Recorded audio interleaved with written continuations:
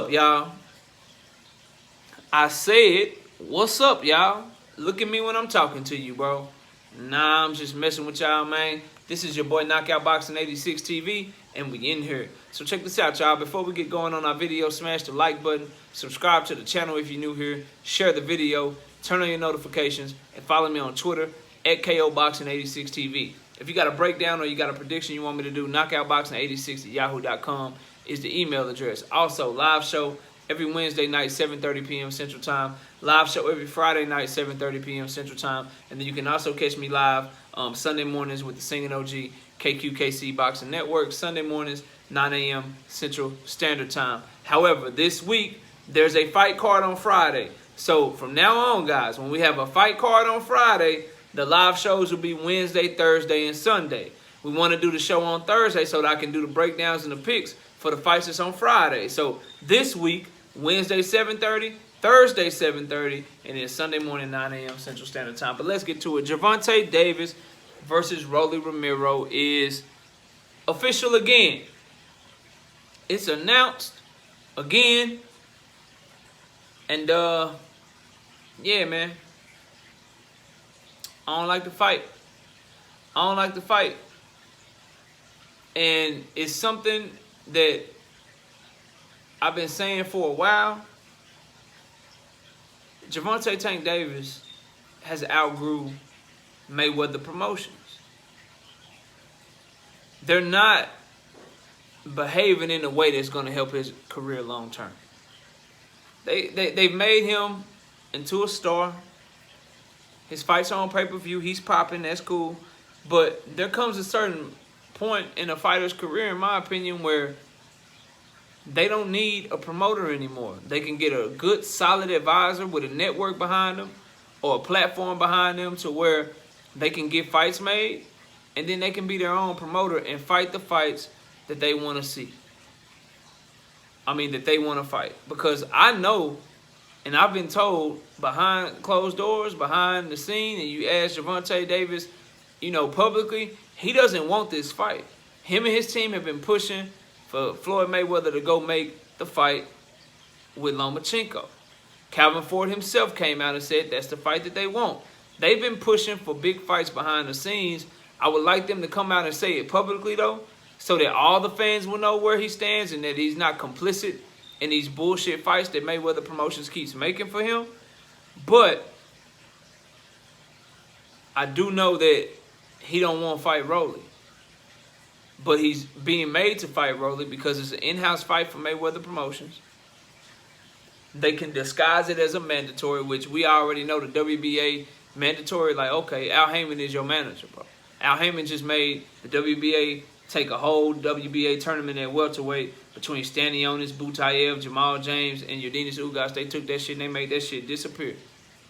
They took that whole tournament and threw that shit up in the air. That shit gone. So if Al Heyman, Floyd Mayweather, Leonard Ellerbe, Steven Espinoza, if they weren't on board with Rolly Romero fighting Tank Davis, the fight wouldn't be happening. So you can miss me with the mandatory shit. And I want to ask y'all something. If a former fighter becomes a promoter, right? If a former fighter becomes a promoter and that former fighter never wants any other fighter to surpass them, can they ever truly be a great promoter? I want y'all to really think about that shit. If a great fighter becomes a promoter and that fighter that was a great fighter always wants to be recognized as the greatest ever, always wants to be recognized as the best to ever do it, TBE, right? If that's how they want to be recognized, can they ever truly have another fighter's best interest at heart? If you don't want someone to surpass you, can you ever truly be a good mentor and a good promoter and have their best interest at heart? Or will you always maybe try to get them money, maybe have their best interest at heart when it suits you, but you don't want that light to shine too bright, right? You don't want them to do things that you didn't do because you don't want anybody messing with your legacy.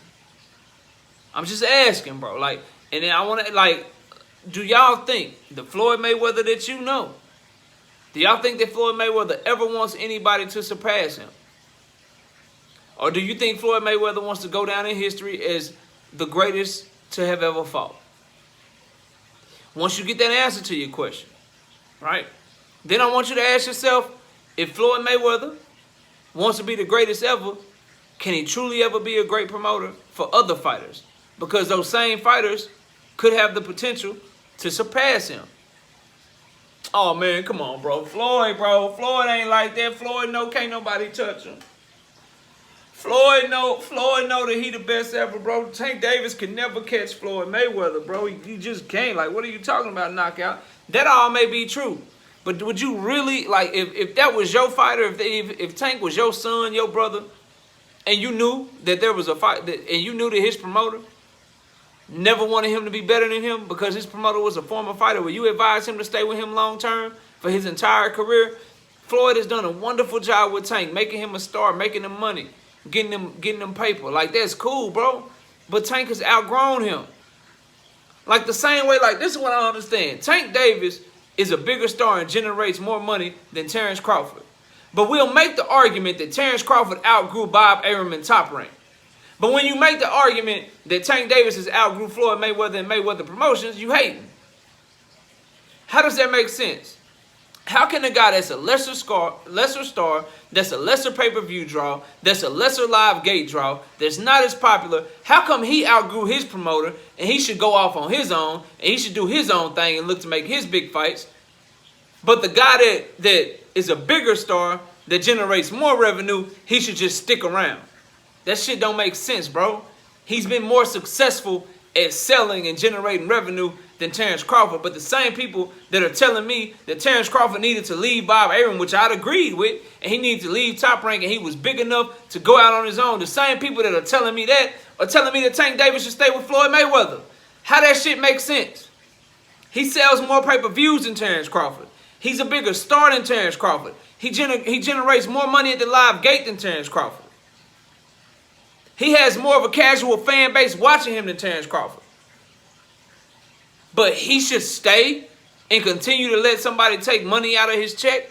All Tank Davis needs is a good advisor and a good manager, and he has that in Al Heyman. And if he goes off on his own, people don't answer the phone when Tank Davis called or one of his team members called to make a fight because it's Mayweather calling. They answer that shit because they know he the biggest fight for their fighter at 135 pounds from a revenue perspective.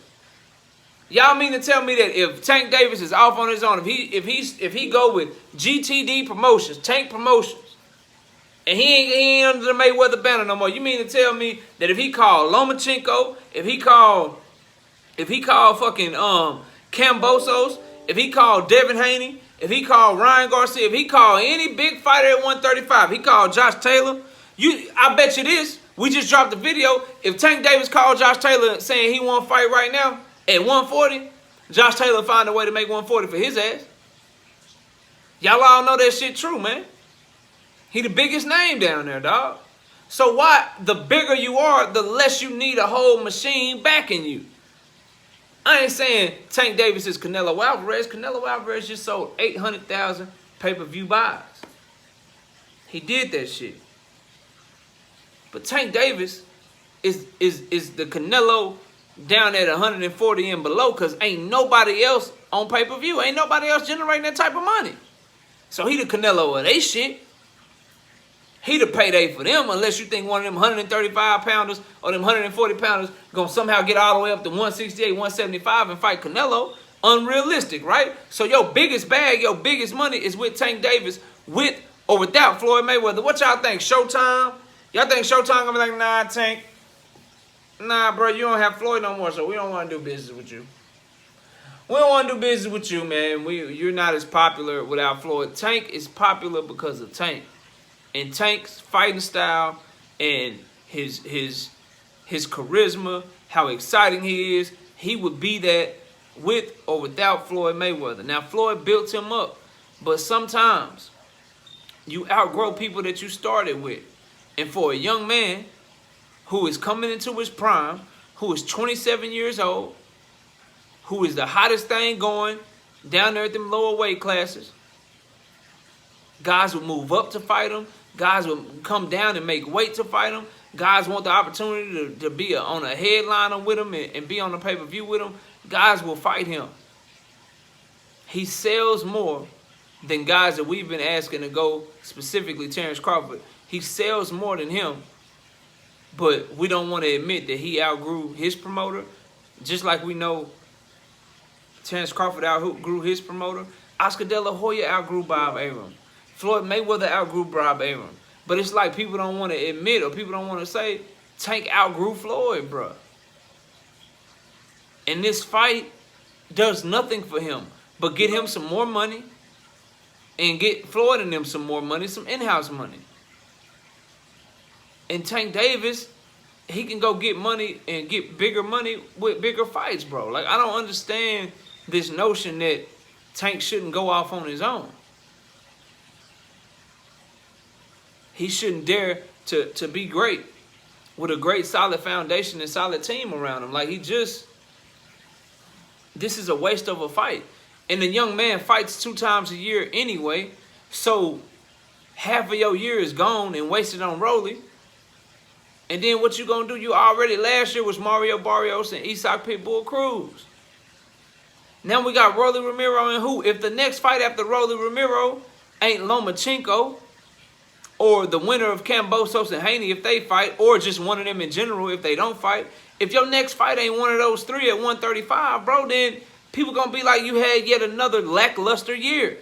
It was yet another waste of a year. It just is what it is, bro. These is just facts. So you already putting yourself behind the 8 ball, like you gotta have a big fight next. Cause I'm sorry, bro. Your last 3 opponents, like Leo Santa Cruz, I bet. But then we got Mario Barrios. Alright. Isak Pitbull Cruz. Alright. Rolly Romero. Damn. Like, what's up?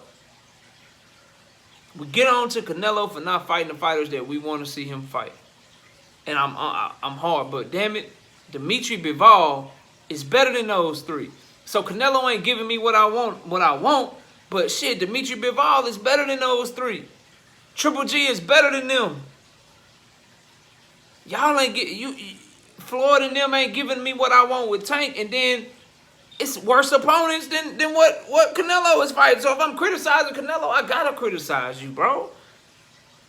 And the best thing for him is to just go do his own thing, because I know he pushing for these fights. I know he want the smoke, but they not moving him in a way to go get him that smoke. He could have easily, and I don't want this because I want Devin Haney to get this fight.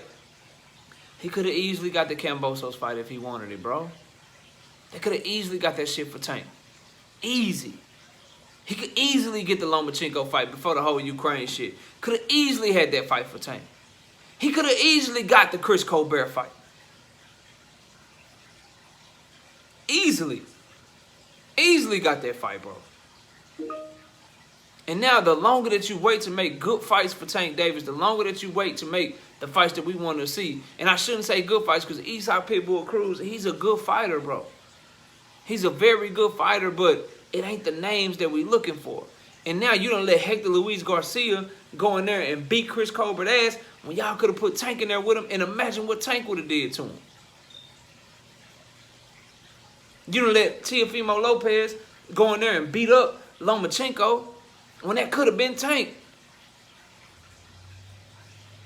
And now Devin Haney might be about to fight Kambosos while Tank is fighting Rolly. And guess what? You could have been the one to take them belts off of Kambosos. And if you don't want to pay the sanction fees, drop them hoes. But we need to see better fights, bro. We need to see better fights. I don't like this fight. I'll never like this fight. I'm a Tank Davis fan, but we have to call a spade, and I'm disappointed that this is the product that we're getting to open up the year for Tank, open up the season for Tank. Just not good, man.